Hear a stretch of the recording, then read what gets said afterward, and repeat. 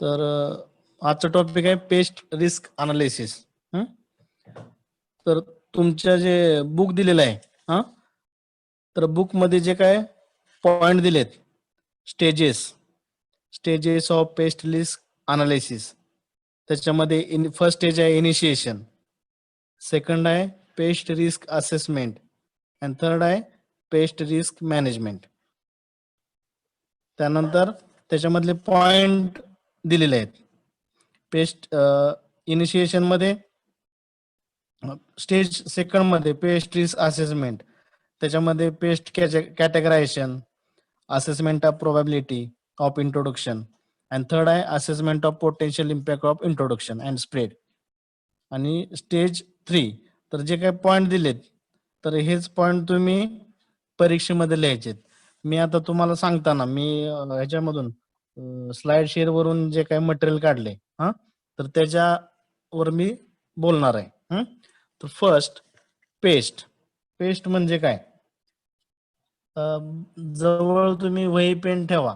तुम्हाला जर काय लिहून घ्यायचं असेल तर लिहून घेऊ शकता. हे काय जे काही नोट्स आहेत त्या मी परत ग्रुपवर पाठवतो.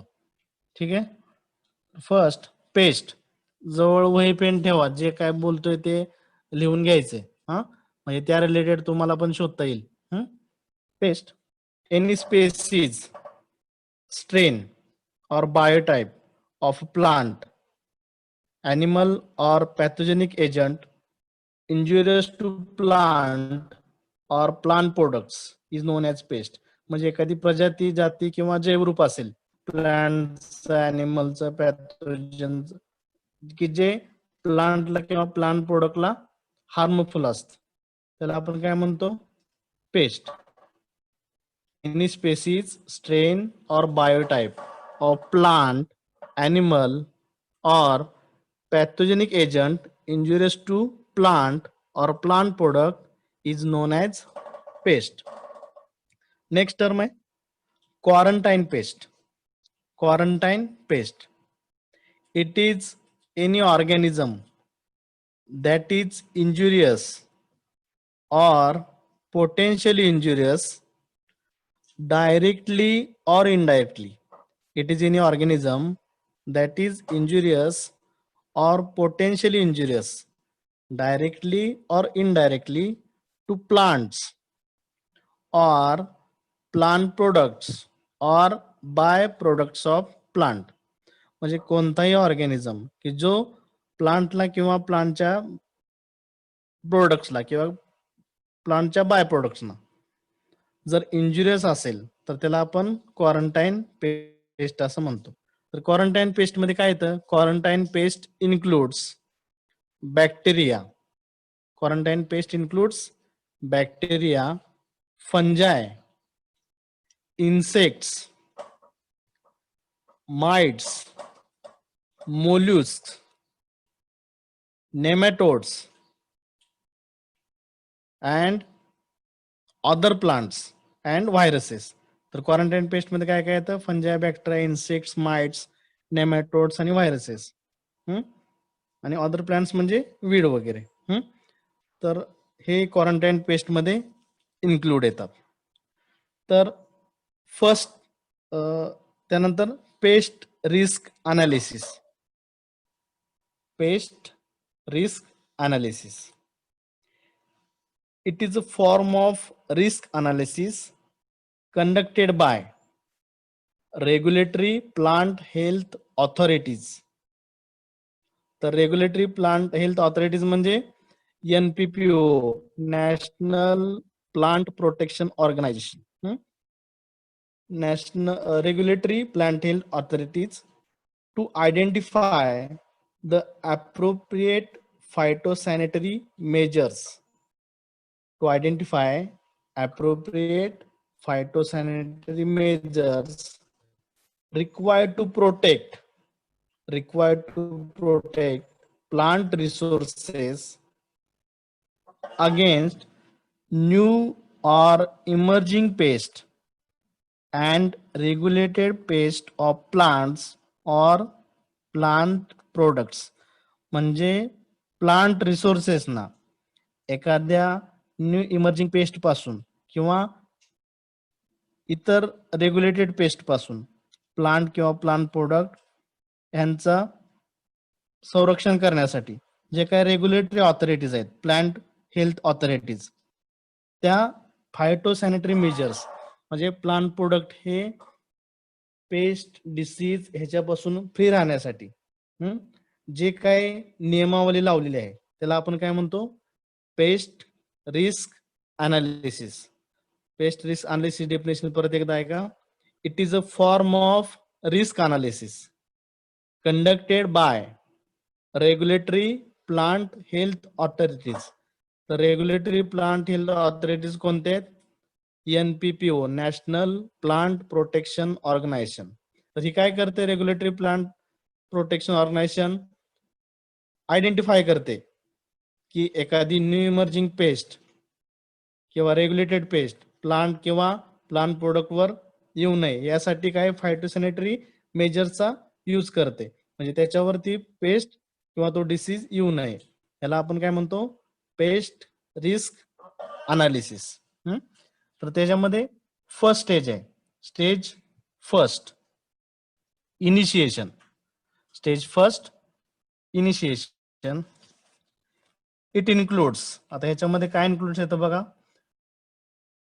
पेस्ट बेस्ड इन्फॉर्मेशन म्हणजे पेस्ट बाबत असलेली information. Paste based information stage first मध्ये, स्टेज फर्स्ट इनिशिएशन त्याच्यामध्ये काय आलं, पेस्ट बेस्ड इन्फॉर्मेशन. तर काय असणार आहे pest based information, a pest is detected during inspection of an imported commodity.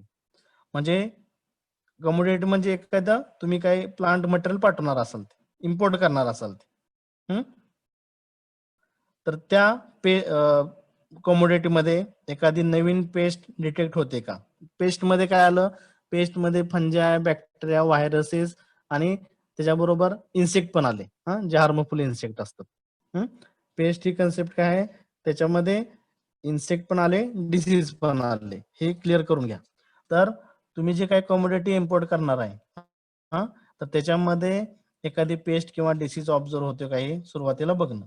A pest is reported to be spreading, तर ती पेस्ट म्हणजे तो डिसीज किंवा पेस्ट ही स्प्रेड होते का हे सुरुवातीला डिटेक्ट करणं. अ पेस्ट इज आउटब्रेक, म्हणजे पेस्टचा जास्त प्रमाणावर प्रसार झाले का ह्याचं इन्स्पेक्शन करणं. A new paste is reported in scientific literature, किंवा एखादी नवीनच पेस्ट म्हणजे फंगल, बॅक्टेरियल, व्हायरल डिसीज किंवा एखादा इन्सेक्ट इंट्रोड्यूस झाले कायचा इन्स्पेक्शन करणं. हे काय येतं स्टेज फर्स्ट मध्ये इनिशिएशन. ह्याच्यामध्ये काय येतं, डिटेक्शन ऑफ पेस्ट, नवीन एखादी पेस्ट कुठली डिटेक्ट झाली आहे का किंवा त्याचा स्प्रेड झालेला आहे का, त्याचा आउटब्रेक झालाय का, हे सुरुवातीला इनिशिएशन मध्ये बघितलं जातं. तर स्टेज फर्स्ट मध्ये पेस्ट बेस्ड इन्फॉर्मेशन झाली, त्याच्यामध्येच pathway based information. Pathway based information मध्ये एंट्री और spread of pest is identified. Pest carried as contaminant of passenger baggage and natural spread, म्हणजे जर पॅसेंजरचे बॅगेज किंवा त्याच्यामध्ये काही कंटॅमिनंट ऑब्झर्व होत असतील किंवा नॅचरल स्प्रेड जर त्या पेस्टचा होत असेल तर त्याचं इन्फेक्शन करणे, हे कशामध्ये येतं, पाथवे बेस्ड इन्फॉर्मेशन. हे सगळं पेस्ट अनालिसिस आपण कधी करतो, म्हणजे एखाद्या देशातून दुसऱ्या देशामध्ये आपल्याला कमोडिटी पाठवायचे आहेत किंवा तिकडून आपल्याकडे आणायचे आहेत, इम्पोर्ट एक्सपोर्टच्या वेळी, तर ह्यासाठी पेस्ट लिस्ट अनालिसिस केलं जातं. पाथवे बेस्ड इन्फॉर्मेशन मध्ये initiation stage of pest risk analysis includes, काय येतं, it includes identification of paste, म्हणजे कोणता डिसीज किंवा पॅथोजन, एखादे इन्सेक्ट त्याच्यामध्ये आयडेंटिफाय होतं का हे बघणे. कमोडिटीमध्ये म्हणजे तुम्ही प्लांटिंग मटेरियल वगैरे, आता ऍग्रिकल्चर रिलेटेड म्हटलं तर प्लांटिंग मटेरियल आपण एक्सपोर्ट इम्पोर्ट करतो, तर त्याच्यामध्ये एखादा पॅथोजन पेस्ट ऑब्झर्व होते का हे बघणं. पाथवे ऑफ पेस्ट म्हणजे तो पॅथोजन किंवा इन्सेक्ट त्याची लाईफ सायकल स्टडी करणं हे त्याच्यामध्ये इन्क्लूड येतं. Second stage pest risk assessment.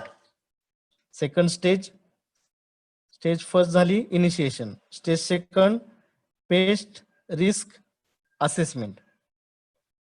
तर पेस्ट रिस्क असेसमेंट मध्ये first step, stage second pest risk assessment त्याच्यामधली first step pest categorisation.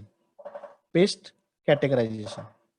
The purpose of pest categorization is to determine whether the pest identified during the initiation stage.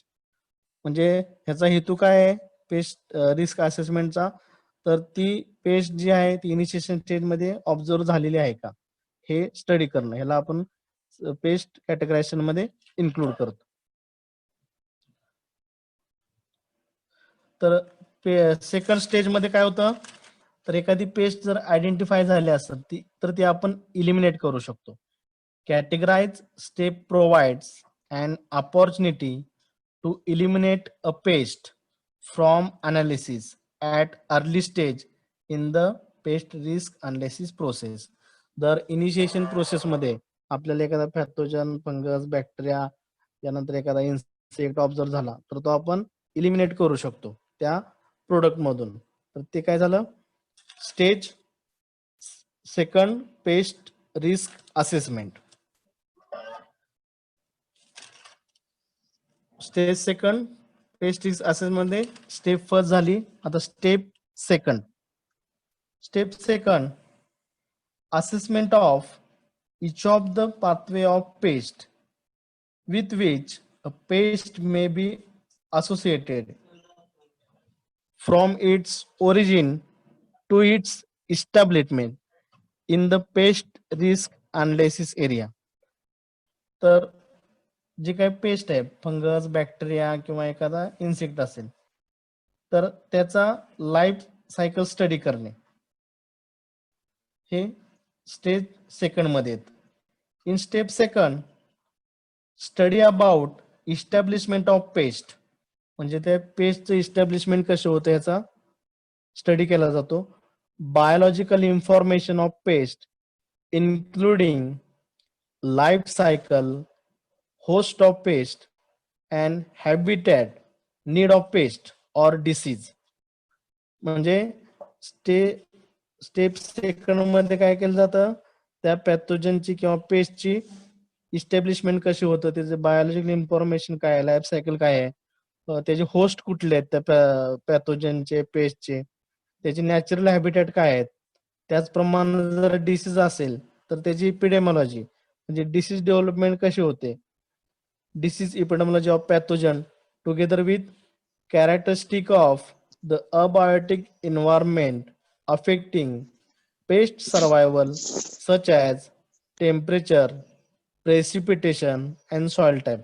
म्हणजे त्या पॅथोजनला grow होण्यासाठी कोणत्या टेम्परेचरची requirement आहे, precipitation, soil type कसा पाहिजे, affecting it's geographical range limit म्हणजे त्याला ग्रो होण्यासाठी ती कोणत्या एरियामध्ये ग्रो होऊ शकते ह्याची सगळी स्टडी केला जातो इन सेकंड मध्ये. The environmental condition under which the pest or organism does not survive are also important to understand. म्हणजे तो पॅथोजन ग्रो होण्यासाठी कोणतं एन्व्हायरमेंट पाहिजे आणि कोणतं एन्व्हायरमेंट नसलं पाहिजे याचाही स्टेप सेकंड मध्ये स्टडी केला जातो.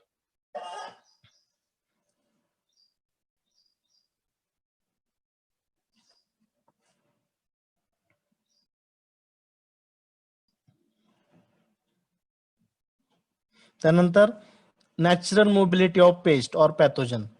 तर आपल्याला त्या पेस्टची नॅचरल मोबिलिटी किंवा स्प्रेड कसा होतो, तो विंड थ्रू होतो, वॉटर थ्रू होतो, सॉइल थ्रू होतो, seeds, pollens, insects, fungal nematode as well as via human activities.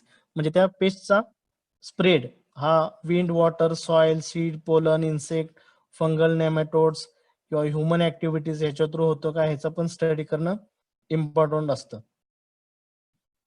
त्यानंतर आपल्याला we know about pest spread ability of pest to disperse from point of introduction to the new area is important.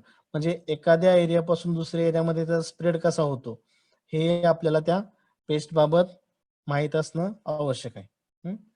त्यानंतर stage 3 paste risk management. जर एखादी paste जर observe झाली, या 2 stage मधून पुढे गेल्यावर तर एखादी पेस्ट ऑब्झर्व झाली तर ती इलिमिनेट कशी करायची यासाठी स्टेज 3 आहे. Stage 3 paste risk management. It involves identifying and evaluating option for reducing, avoiding and eliminating pest risk. आता हे स्टेज 3 मध्ये काय केलं जातं तर असे काही कंट्रोल मेजर्स वापरले जातात की जी काही पेस्ट आहे ती रिड्यूस करता आली पाहिजे, ती अवॉइड करता आली पाहिजे किंवा ती त्या कम्युनिटी मधून इलिमिनेट करता आलं पाहिजे. यासाठी काही कंट्रोल मेजर करता येतात का ह्याच्यामध्ये स्टडी केला जातो. तर ह्याच्यामध्ये काय येतं स्टेज 3 पेस्ट रिस्क मॅनेजमेंट मध्ये फर्स्ट आयडेंटिफाईंग मिटिगेशन ऑप्शन. आता मिटिगेशन म्हणजे काय? Mitigation is the action of reducing the severity, seriousness और पेनफुलनेस ऑफ दॅट पेस्ट. म्हणजे त्या पेस्टमुळे होणारा डॅमेज म्हणजे तुमचं काय इकॉनॉमिक, एन्व्हायरमेंटल किंवा सोशल डॅमेज त्या पेस्टमुळे होत असेल तर ते कमी करण्यासाठी काय कंट्रोल मेजर वापरले पाहिजेत हे फर्स्ट आयडेंटिफाईंग मिटिगेशन ऑप्शन. तर काय केलं पाहिजे at time of growing crop कोणती काळजी घेतली पाहिजे की त्या क्रॉपवर ती पेस्ट किंवा डिसीजचा अटॅक होऊ नये. आपल्याला जे एक्सपोर्ट इम्पोर्ट जे काही कमोडिटी करायचे तर सुरुवातीपासून म्हणजे ते लावणीपासून ते काढणीपर्यंत त्याची आपल्याला काळजी घेतली पाहिजे तरच आपण ते इम्पोर्ट करू शकतो किंवा एक्सपोर्ट करू शकतो. जे दुसरे कोण आपल्याला पाठवणार असतील ते त्यांनी सुरुवातीपासून त्या क्रॉपची काळजी घेतली पाहिजे. To grow the growing crop म्हणजे पीक काढणीपासून पीक ग्रो करण्यापासून त्याचा काळजी घेतली पाहिजे त्याच्यावर पेस्टचा किंवा पॅथोजनचा अटॅक होऊ नये म्हणून. To the harvested commodity second point काय टू द हार्वेस्टेड कमोडिटी म्हणजे पीक काढणीनंतरही त्या कमोडिटीवर ऍग्रिकल्चर कमोडिटीवर पेस्ट किंवा डिसीजचा अटॅक होऊ नये याची काळजी घेतली पाहिजे. नेक्स्ट आहे pest risk management. The pest risk management measure can be implemented at origin or in the exporting country. म्हणजे ज्या ठिकाणी ती कमोडिटी तयार झालेली आहे त्या ठिकाणी किंवा एक्सपोर्टिंग कंट्री ज्या ठिकाणी ती एक्सपोर्ट करायचे त्या ठिकाणी पेस्ट पॅथोजन एंट्री होऊ नये जर झाली असेल तर ती इलिमिनेट केली पाहिजे. At the point of entry म्हणजे ज्या ठिकाणी एअरपोर्ट असतील सी पोर्ट असतील त्या ठिकाणी ती पेस्ट किंवा पॅथोजन इलिमिनेट करण्यासाठी कंट्रोल मेजर वापरले पाहिजे. विदिन द इम्पोर्टिंग कंट्री और इन्व्हेड एरिया म्हणजे आयात करणारी जी कंट्री आहे किंवा ज्या एरियामध्ये त्या पॅथोजनचा इन्फेक्शन झालेलं आहे तिथून ते एलिमिनेशन करण्यासाठी कंट्रोल मेजर वापरले पाहिजेत. तर मिटिगेशन पॉइंट्स कोणते आहेत बघा. मिटिगेशन पॉइंट्स म्हणजे काय? मिटिगेशन म्हणजे काय the action of reducing the severity, seriousness of और पेनफुलनेस ऑफ पेस्ट. तर मिटिगेशन पॉइंट्स कोणते आहेत? Country of origin. Country of origin म्हणजे ज्या ठिकाणी ती ऍग्रिकल्चर कमोडिटी तयार होते. तर कंट्री ऑफ ओरिजिन मध्ये कोणते पॉइंट्स येतात? तर नर्सरी और ऑर्चर्ड म्हणजे ज्या ठिकाणी ती ऍग्रिकल्चर कमोडिटी तयार होते. नर्सरी और ऑर्चर्ड. नर्सरी किंवा ऑर्चर्डच्या ठिकाणी एखादे पेस्ट किंवा डिसीजचा अटॅक होऊन मेजर वापरले पाहिजे. त्या ठिकाणी त्या क्रॉपवर एखादी पेस्ट किंवा डिसीजचा अटॅक होण्यासाठी तुम्ही फंजिसाइड इन्सेक्टिसाइडचा स्प्रे केला पाहिजे. त्यानंतर पॅकेजिंग हाऊस. आता ते कमोडिटी आपल्याला बाहेरच्या देशात पाठवायचे, तर पॅकेजिंग हाऊस मध्ये काही कंट्रोल मेजर वापरले पाहिजेत. म्हणजे फ्युमिगेशन केलं पाहिजे. फ्युमिगेशन केल्यामुळे फंगस, बॅक्टेरिया किंवा एखाद्या इन्सेक्टचा तिथं अटॅक झाला असेल तर तो कमी होऊ शकतो. तर पॅकेजिंग हाऊस मध्ये तुम्ही ते काय कमोडिटी आहे ती पेस्ट फ्री, डिसीज फ्री ठेवण्यासाठी कंट्रोल मेजर वापरले पाहिजे. त्यानंतर पॅकेजिंग झाल्यानंतर कंटेनर म्हणजे तुम्ही जर ट्रक, शिप, ट्रेन ह्याच्यामधून जर ती ऍग्रिकल्चर कम्युनिटी पाठवणार असेल तर त्या कंटेनर जे आहेत त्याच्यामध्ये तुम्ही फ्युमिगेशन केलं पाहिजे. त्यानंतर पोर्ट ऑफ अरायव्हल. ज्या ठिकाणी तुम्ही जे मटेरियल पाठवणार आहे ते चढवलं जातं. ते कंटेनर्स वगैरे त्या शिप्स मध्ये किंवा ट्रेन असेल, ट्रक असेल ह्याच्यामध्ये चढवलं जातं. त्या ठिकाणी पण कंट्रोल मेजर्स अप्लाय केले पाहिजे की पेस्ट किंवा डिसीज कंट्रोल करण्यासाठी. आणि लास्ट आहे प्लांटेशन म्हणजे कंट्री ऑफ डेस्टिनेशन. ज्या ठिकाणी तुम्ही ती ऍग्रिकल्चर कमोडिटी यूज करणार आहे, समजा प्लांट आहेत, सकर्स आहेत, ते तुम्ही तिथं प्लांटेशन करणार आहेत, तर त्या ठिकाणी पण तुम्ही कंट्रोल मेजर्स वापरले पाहिजे की नवीन एखादी पेस्ट किंवा एखादा डिसीज जर आला असेल तर तो इलिमिनेट करण्यासाठी. तर ह्याचं डिस्क्रिप्शन बघा. कंट्री ऑफ ओरिजिन मध्ये क्रॉप मेजर्स काय वापरले पाहिजेत कंट्री ऑफ ओरिजिन मध्ये? Treatment of crop, field or place of production. तुम्ही प्लांटेशन करणार आहे तर त्या ठिकाणी ट्रीटमेंट, क्रॉपला ट्रीटमेंट म्हणजे सीड्स असतील काय असेल तर त्याला ट्रीटमेंट दिली पाहिजे. Growing plants under protected condition to prevent the infestation of crop. तर तुम्ही ज्या ठिकाणी क्रॉप ग्रो करणार आहे त्या ठिकाणी तिथं प्रोटेक्टेड कंडिशन पाहिजे की त्या क्रॉपवर एखादा इन्सेक्ट पेस्टचा किंवा डिसीजचा अटॅक होऊ नये. Specify the time of harvest म्हणजे ज्यावेळी क्रॉप मॅच्युअर येईल तेव्हा इमिडिएटली हार्वेस्ट केलं पाहिजे. जर तुम्ही हार्वेस्टिंग साठी वेळ लावला तर काय होणार? हार्वेस्टिंग साठी वेळ लावला तर त्याच्यावर इन्सेक्ट पेस्ट डिसीजचा अटॅक होऊ शकतो. हे आपण काय करायला लागलोय? सुरुवातीला क्रॉप लावल्यापासून कंट्री ऑफ ओरिजिन आपल्याला आपल्या कंट्रीमध्ये ते प्लांट ग्रो करून किंवा अग्रिकल्चर कमोडिटी तयार करून ती दुसऱ्या देशामध्ये पाठवायचे. तर क्रॉप मेजर्स मध्ये काय येतं? तुम्ही क्रॉप लावतानाच त्याला ट्रीटमेंट दिली पाहिजे फंजिसाइड, इन्सेक्टिसाइडची की त्याच्यावर एखादी फंगस, बॅक्टेरियाचा अटॅक होऊ नये. त्यानंतर growing plants under protected condition to prevent infestation of the crop. म्हणजे जे क्रॉप तुम्ही लावणार आहे ते प्रोटेक्टेड कंडिशन मध्ये ग्रो केलं पाहिजे. का? तर त्याच्यावर पेस्ट डिसीजचा अटॅक येऊ नये म्हणून. Specify the time of harvest म्हणजे मॅच्युअर झाल्या आपल्याला जे ऍग्रिकल्चर कमोडिटी पाठवायचे ते हार्वेस्ट करून पाठवले पाहिजे. त्यानंतर phyto sanitary certificate. Phyto certificate म्हणजे काय? तुम्ही जे ऍग्रिकल्चर कमोडिटी ही बाहेरच्या देशात पाठवणार आहे तर ती पेस्ट आणि डिसीज पासून फ्री आहे असं एक जे काय प्लांट हेल्थ रेग्युलेटरी ऑथॉरिटी आहेत ते तुम्हाला सर्टिफिकेट देतं. म्हणजे काय येणार त्यात? ते जे काही बिल असतं ते एंट्री करण्यासाठी, कमर्शियल इनवॉइस, ते इम्पोर्ट करण्यासाठीची लायसन, परचेस ऑर्डर, त्याची खरेदी केलेल्याची ऑर्डर, त्या ऍग्रिकल्चर कमोडिटीचे इन्शुरन्स सर्टिफिकेट, त्यानंतर ते बिल ऑफ लोडिंग म्हणजे तुम्हाला ऍग्रिकल्चर कमोडिटी जहाजामध्ये, विमानामध्ये, विमानातून पाठवायचं ते लोडिंगसाठी बिल किंवा एअरवेज बिल, हे सगळे फायटोसॅनिटरी सर्टिफिकेट आपल्याकडे पाहिजेत तेव्हा ते आपण कमोडिटी ही एक्सपोर्ट करू शकतो. त्यानंतर कमोडिटी मेजर. आता जी काही कमोडिटी तुम्ही पाठवणार आहे तर ती पेस्ट आणि डिसीज फ्री आहे हे लॅबोरेटरीमध्ये त्याची टेस्ट केली पाहिजे.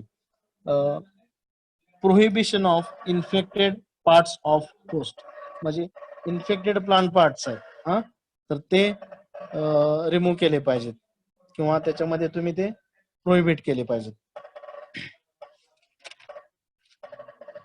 नेक्स्ट आहे पाथवे मेजर्स. आता ऍग्रिकल्चर कमोडिटी मध्ये जर काय इन्फेक्टेड प्लांट मटेरियल असेल, त्यानंतर एखादे पेस्ट किंवा डिसीजचा अटॅक असेल, तर जे कोण असे मटेरियल पाठवते तर त्यांच्यावर त्यांना फाईन केला पाहिजे.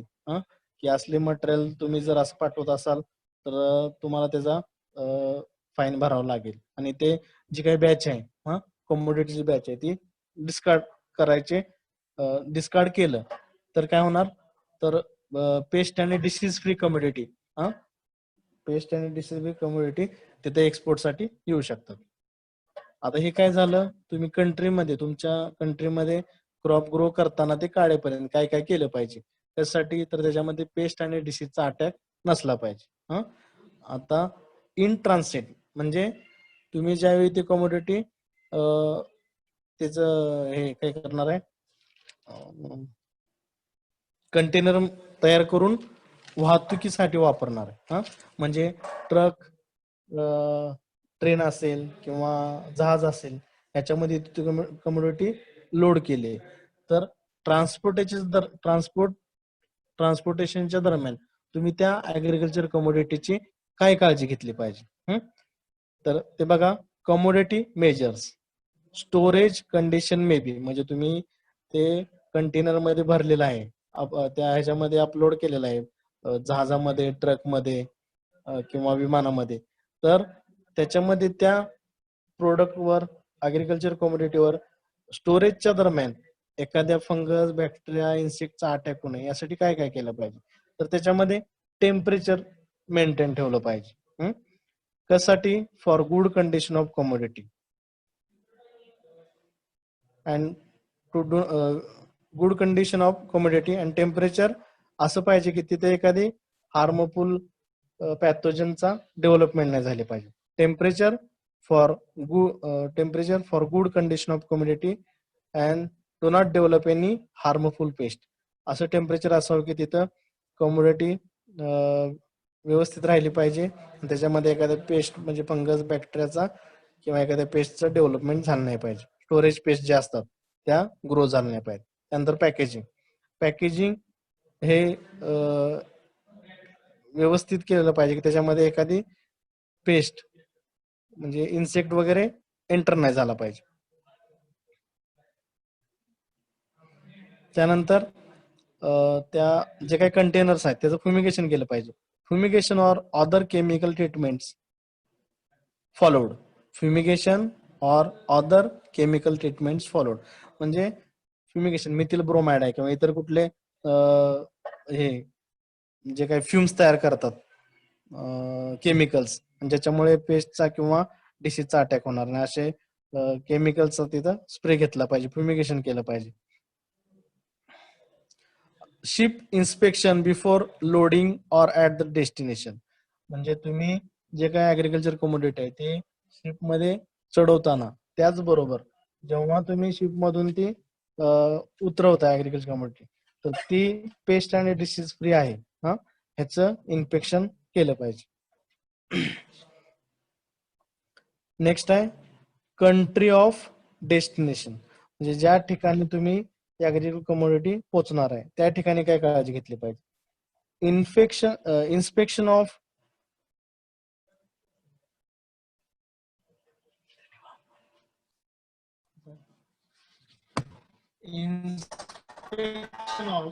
Consignment at the point of entry.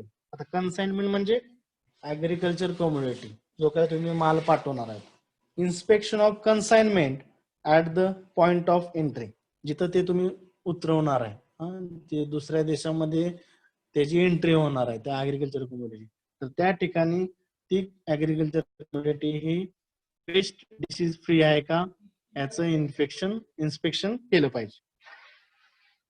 Treat the consignment to kill living pest, जर त्याच्यामध्ये स्टोरेज दरम्यान एखादे पेस्ट किंवा डिसीजची ग्रोथ झाली असेल तर त्या कन्साइनमेंटला, कन्साइन म्हणजे ऍग्रिकल्चर कम्युनिटी जो काही माल आहे त्याला त्याच्यामध्ये असलेली डिसीज किंवा पेस्ट किल करण्यासाठी केमिकल ट्रीटमेंट दिली पाहिजे.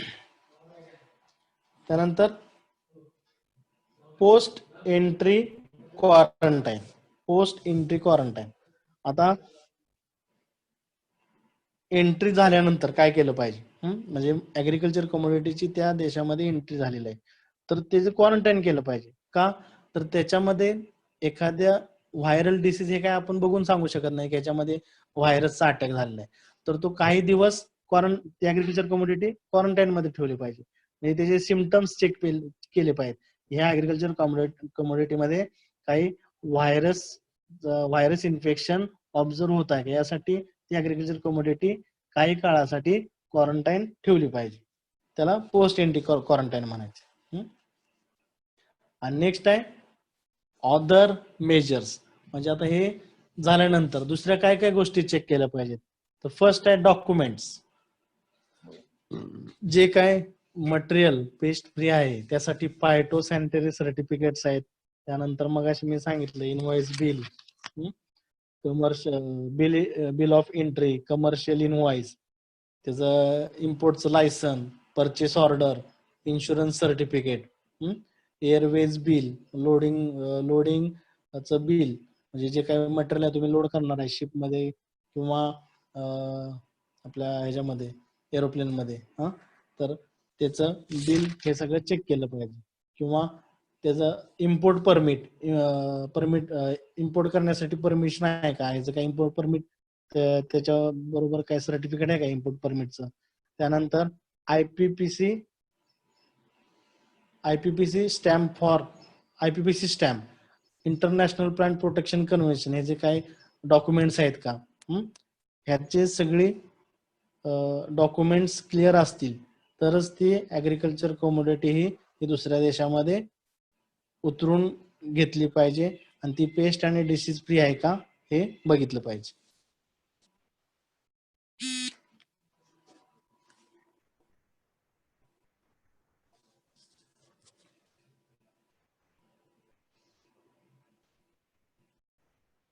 Hello,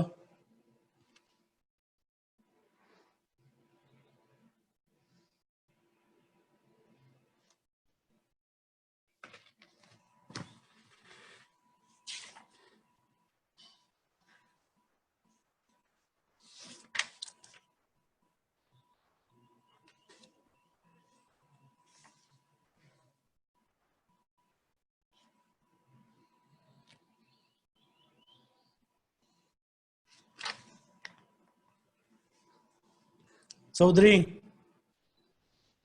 yes hello sir. Chaudhary, काय ऐकायला आलं का? हा आलं सर, आलं. आलं ना. हा सर, पहिलं थोडा माईक इश्यू झाला होता.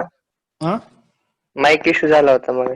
बरोबर, नाही काय जरा थोडा टॉपिक अवघड आहे. हा, मी काय करतो, जे काय हे आपले मॉडेल आन्सर मधले जे पॉइंट आहेत, हो मॉडेल आन्सर ते ग्रुपवर टाकतो, म्हणजे तेवढे पॉइंट लिहिले तरी मार्क मिळू शकतात. आणि मी हे जे काय आता सांगितलंय ते थोडं स्लाइड शेअर वर सापडतंय का बघा. हो सर. ठीक आहे का? हो सर. हो.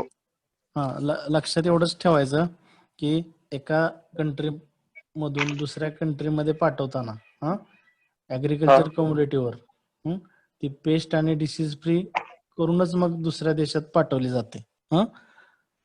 तर ते पाठवत असताना काय काय ट्रीटमेंट केल्या जातात.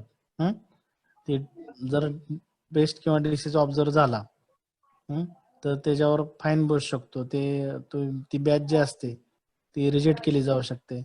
किंवा तुम्ही सुरुवातीपासून काय काय काळजी घेतली पाहिजे, तर ज्यावेळी तुम्ही ते क्रॉप प्लांटेशन करणार आहात कंट्री ऑफ ओरिजिन मध्ये, म्हणजे आपल्या देशातून दुसऱ्या देशामध्ये एखादी कमोडिटी पाठवायची आहे, तर सुरुवातीला तुम्ही काय करणार, ते क्रॉप लावणीपासून ते काढणीपर्यंत त्याची काळजी घेतली पाहिजे. त्यात काय येणार, क्रॉपला सोविंगच्या वेळी ट्रीटमेंट दिली पाहिजे की त्याच्यावर डिसीज किंवा पेस्ट येऊ नये.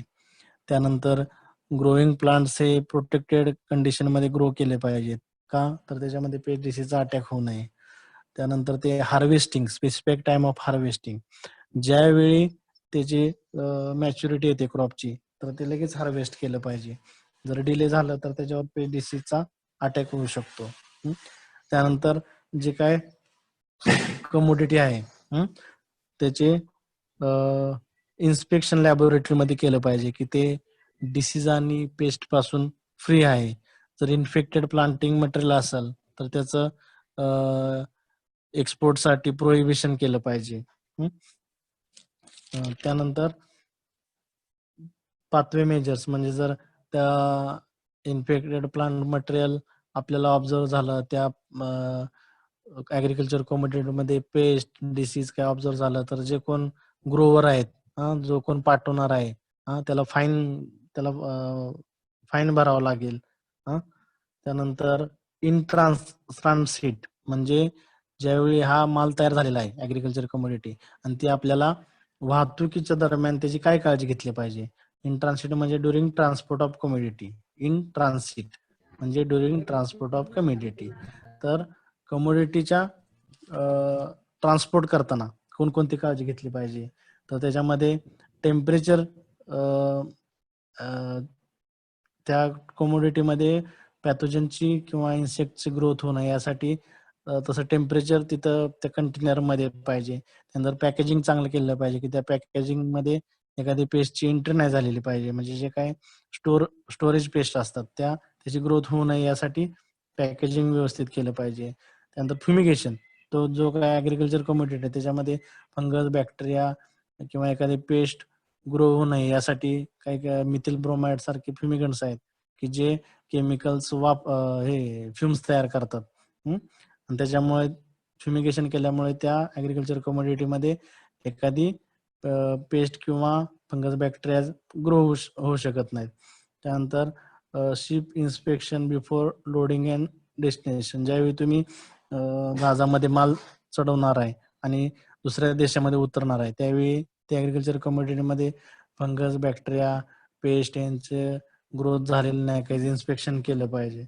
त्यानंतर कंट्री ऑफ डेस्टिनेशन, ज्या ठिकाणी तुम्ही माल उतरणार आहे तिथे काय केलं पाहिजे, त्या ॲग्रिकल्चर कमोडिटीचं इन्स्पेक्शन केलं पाहिजे की ज्याच्यामध्ये फंगस, बॅक्टेरिया किंवा एखादी पेस्ट ग्रो झालेली नाही हे बघितलं पाहिजे. जर ग्रोथ झालेली असेल तर treat the consignment to kill the living pest. म्हणजे जर ग्रोथ झाली असेल ह्याच्या दरम्यान, ट्रान्सपोर्टच्या दरम्यान, तर ती पेस्ट किंवा तो डिसीज दुसऱ्या देशामध्ये इंट्रोड्यूस होऊ नये म्हणून त्याच ठिकाणी त्याला केमिकल ट्रीटमेंट देऊन किल केलं पाहिजे.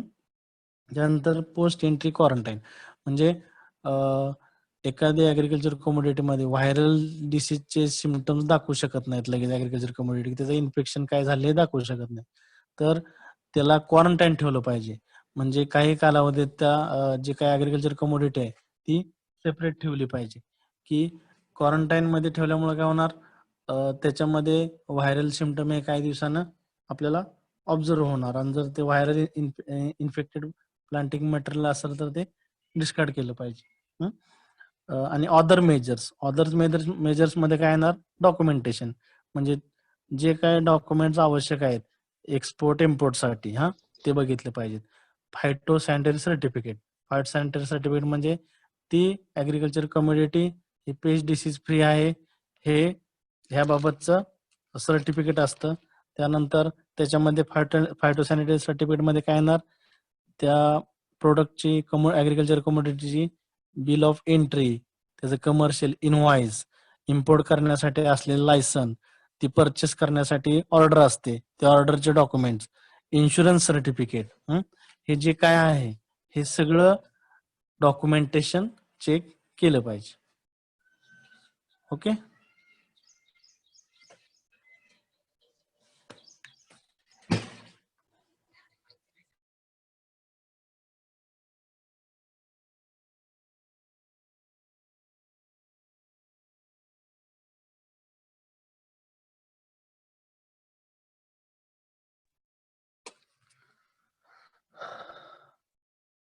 चौधरी कळलं काय? हो सर, समजलं. समजलं सर. हे जरा थोडं किचकट भाग आहे पण ह्याच्यावर प्रश्न विचारतात. तर मी काय करतो, जे काय हे मॉडेल आन्सर पेपर त्याच्यामध्ये जे पॉइंट आहेत ते तरी तुम्हाला पाठवतो. म्हणजे तेवढं तुमचा काही 4 मार्काचा क्वेश्चन असतो ना. हं? तर definition 1 mark, paste risk analysis. आणि हे जर 3 पॉईंट जे काय इनलिस्ट करून दिलेले आहेत त्या मॉडेल आन्सर पेपरमध्ये, तेवढे लिहिले तरी चालू शकतं. फक्त तुम्हाला समजण्यासाठी मी एवढं एक्सप्लेन केलंय की ऍग्रिकल्चर कमोडिटी ग्रो करण्यापासून ते दुसऱ्या देशामध्ये इंट्रोड्यूस करण्यापर्यंत ती पेस्ट आणि डिसीज फ्री आहे. हे बघण्यासाठी आपण पेस्ट रिस्क अनालिसिस करतो. एवढं फक्त लक्षात असू द्या. आपल्या देशातून ऍग्रिकल्चर कमोडिटी पेस्ट आणि डिसीज फ्री असलेली ऍग्रिकल्चर कमोडिटी आपल्याला एक्सपोर्ट करायचे. तर त्यासाठी काय काय केलं जातं, ते ग्रो करण्यापासून ते काढणीपर्यंत, काढल्यानंतर त्याचं ट्रान्सपोर्ट मध्ये काय केलं पाहिजे, त्याच्यामध्ये डिसीज आणि पेस्ट ग्रो होणे म्हणून, त्यानंतर ती दुसऱ्या देशामध्ये ज्यावेळी आपण लँडिंग करणार आहे त्यावेळी त्याचं क्वारंटाईन केलं पाहिजे की त्याच्यामध्ये असलेली एखादी पेस्ट किंवा डिसीज त्या दुसऱ्या देशामध्ये इंट्रोड्यूस होऊ नये. म्हणून काय काळजी घेतली पाहिजे. जर फंगल बॅक्टेरियल डिसीज असतील तर त्यांना आपण एखादं केमिकल वगैरे ट्रीटमेंट देऊन किल करू शकतो. पण व्हायरल डिसीज वगैरे असेल तर त्याला आपण क्वारंटाईन करून ठेवतो. क्वारंटाईन करून ठेवल्यानंतर त्याच्यामध्ये एखादं डिसीज, व्हायरल डिसीजचे सिम्पटम जर दिसत असतील त्या कमोडिटीमध्ये, तर आपण त्या डिस्कार्ड वगैरे करू शकतो किंवा त्यावर काय कंट्रोल मेजर आहे का बघून ते व्हायरल डिसीज पण नवीन एरियामध्ये इंट्रोड्यूस होण्यापासून थांबू शकतो. त्यानंतर डॉक्युमेंटेशन आलं. डॉक्युमेंटेशन मध्ये काय येणार, फायटोसॅनिटरी सर्टिफिकेट येणार, म्हणजे जे ते जे काय सर्टिफिकेट वापरलेले आहेत कशासाठी, तर bill entry, commercial invoice, purchase ऑर्डरची बिल, त्यानंतर जे काही कमोडिटी आहे ते लोडिंगसाठी असणारे बिल, एअरबेस साठी बिल, इन्शुरन्स सर्टिफिकेट, हे सगळं डॉक्युमेंटेशन बघितलं पाहिजे. त्यानंतर इम्पोर्ट परमिट आहे का हे पण चेक केलं पाहिजे. IPPC स्टॅम्प वगैरे हे जे काही डॉक्युमेंट आहे का हे पण सगळं त्याच्यामध्ये चेक केलं पाहिजे. ओके.